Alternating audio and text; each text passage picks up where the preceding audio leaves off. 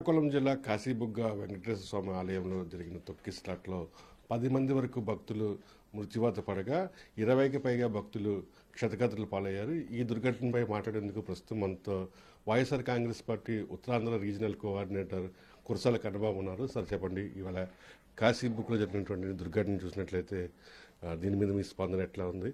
ప్రభుత్వ ధోరణిపై మీరే మాట్లాడతారు సార్? చాలా దురదృష్టకరం.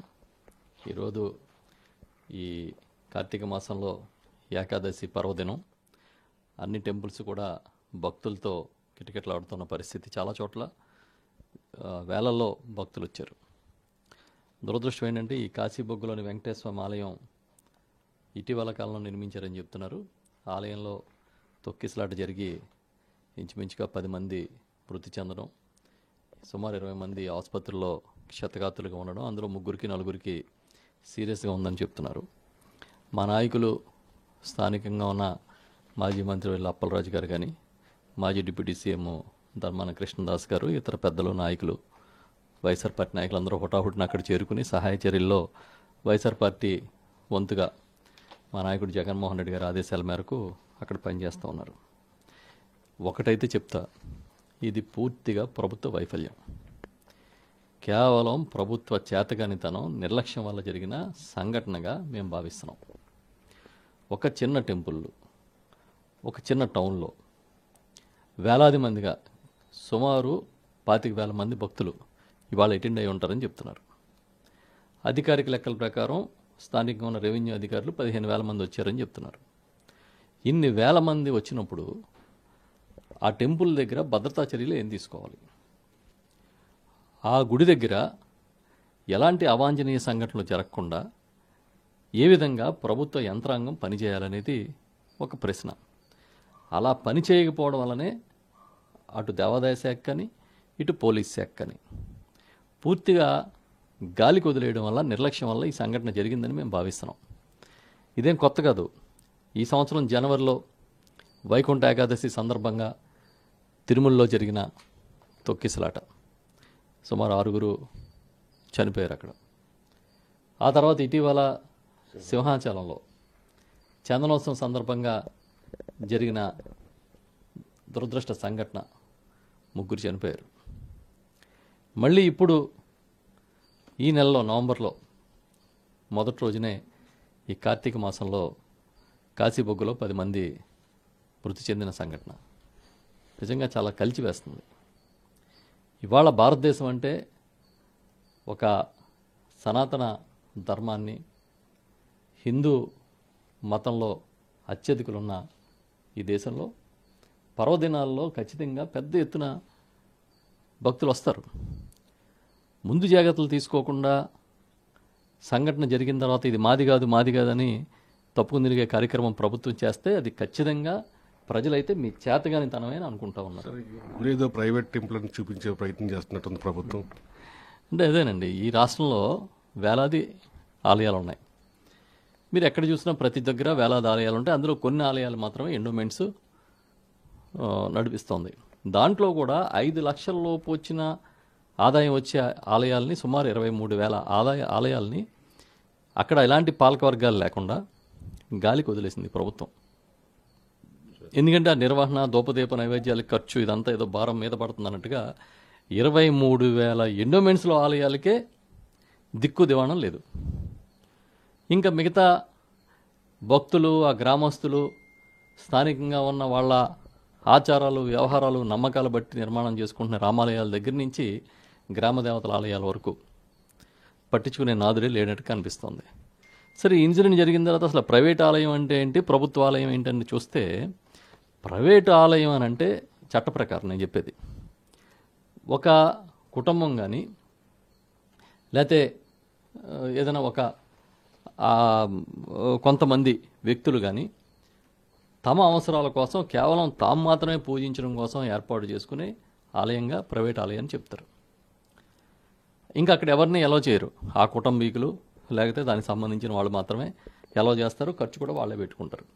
కానీ ప్రైవేటు వ్యక్తులు నిర్మాణం చేసి భక్తుల నుంచి విరాళాలు తీసుకుని పెద్ద ఎత్తున భక్తుల్ని ఎలో చేస్తే దాన్ని ప్రైవేట్ ఆలయం అనడానికి వీల్లేదు అనే జడ్జిమెంట్లు కూడా ఉన్నాయి. ఆ డీటెయిల్స్ కూడా నేను తీసా.